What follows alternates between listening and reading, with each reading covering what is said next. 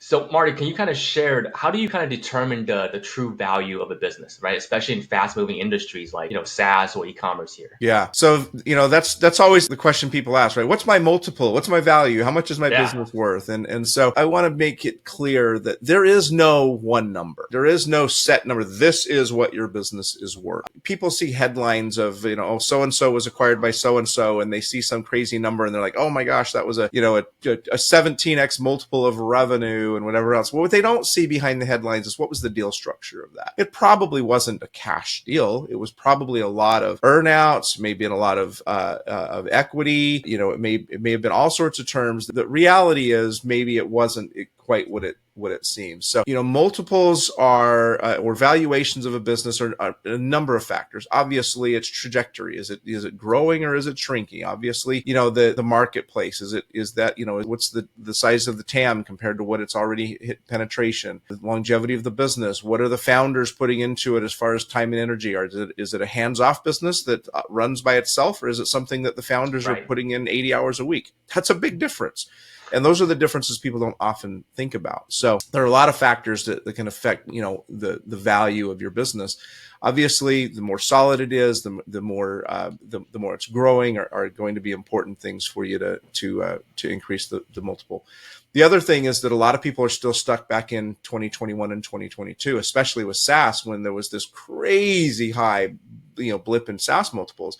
I try to correct people. They say, oh, well, SaaS multiples are down quite a bit since, 2021, 2022. That's not actually true.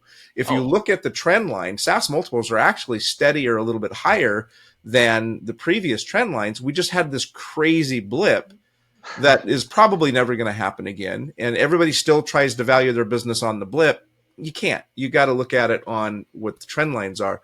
But valuations are actually fairly steady year over year if you take out the crazy year. We're starting to get far enough away from it that people are starting to not try and rely on that for their valuation. But I still see it. Well, in 22, somebody offered me $20 million for it.